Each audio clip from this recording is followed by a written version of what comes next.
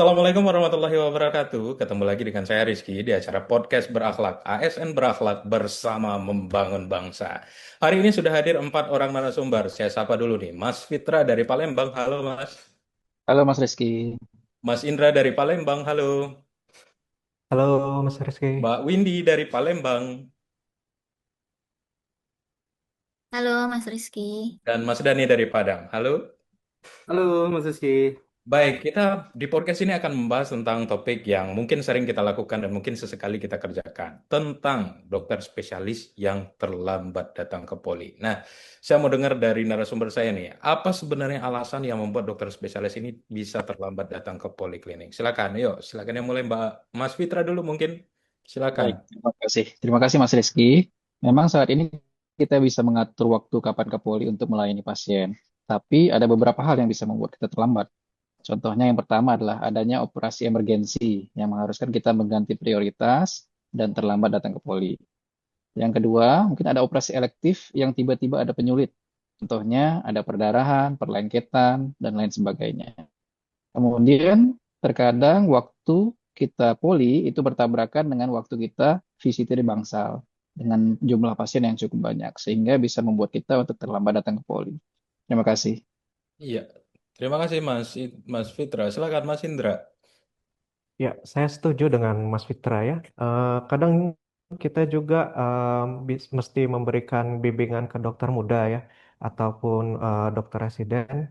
Dan kadang juga kalau misalnya ada rapat itu terkadang bisa tabrakan juga dengan jam poli. Jadi kadang bisa menyebabkan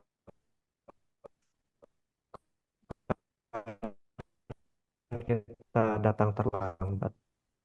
Oke, terima kasih Mas Ya. Fitra dan Mas Indra. Nah, kita tahu sebenarnya kita sudah belajar di Latsar ada core value dari ASN yaitu berakhlak.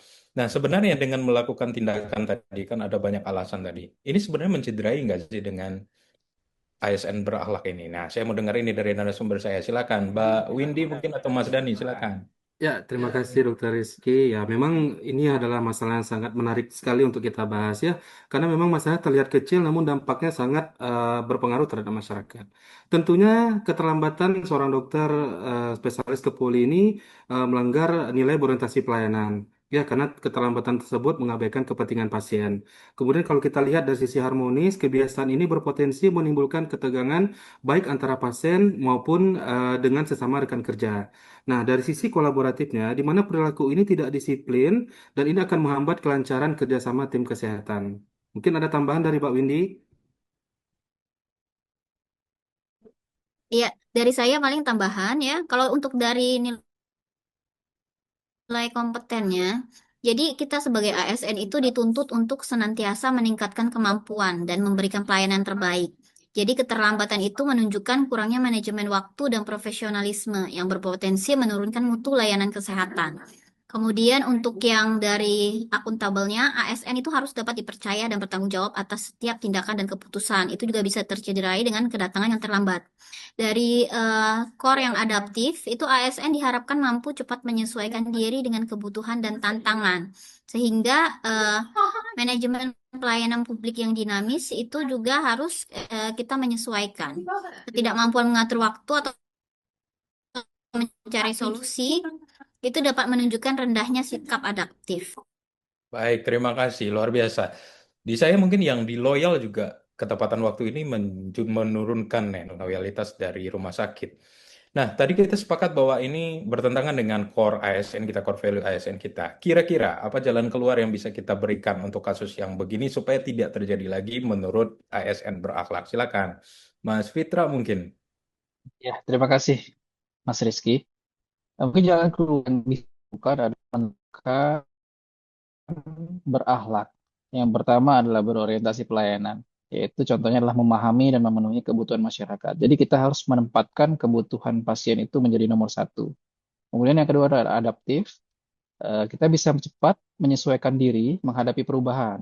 Contohnya kita dapat menyesuaikan jadwal operasi elektif kita setelah jadwal di poli selesai.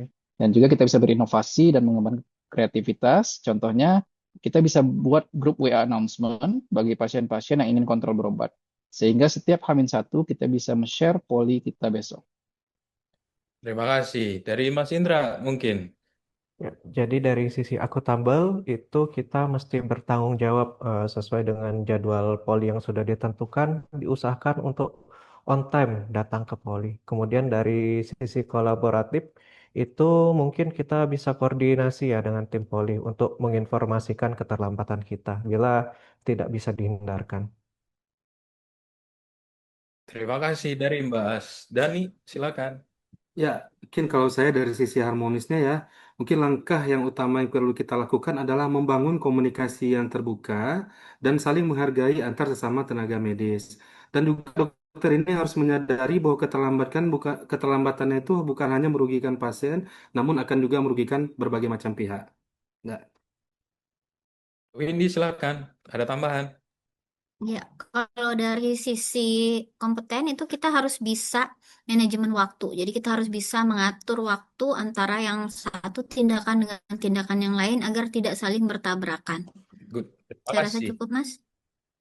Nah, dari sifat loyal sebenarnya juga menyadari bahwa ketepatan waktu itu juga menjaga nama baik dari rumah sakit. Nah, jadi kita sebelum latsar mungkin kita pernah mengerjakan ini, maka setelah ini mungkin kita bermetamorfosis dari spesialis yang mungkin terlambat datang ke poli sebelum latsar menjadi ASN spesialis yang berakhlak seperti yang kita bahas tadi. Sebenarnya masih banyak ini kejadian kasus lain yang sederhana yang kadang tidak sesuai dengan prinsip berakhlak ASN, tapi karena keterbatasan waktu, jadi mungkin hanya kasus ini yang akan kita bahas dan mungkin akan kita bahas di podcast kita berikutnya. Mari bersama kita berjanji dan bertekad memegang nilai core value ASN tadi, yaitu Mas Fitra, Berorientasi pelayanan dan akuntabel. Mas Indra, Mas Indra, Kompeten dan harmonis. Mbak Windy, Kolaboratif. Mas Dani, Adaptif. dan loyal.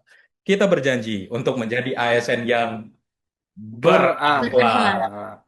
Sebelum saya tutup, izin saya pantun dulu. Naik perahu ke tengah lautan, ombak berirama pun hati tenang. ASN berakhlak, junjung pelayanan, integritas tinggi jadi pegangan. Terima kasih, mohon maaf jika ada kesalahan. Sampai ketemu di podcast berikutnya. Terima kasih banyak narasumber saya. Saya tutup. Assalamualaikum warahmatullahi wabarakatuh. Sukses untuk kita semua. Oke. Sampai ketemu.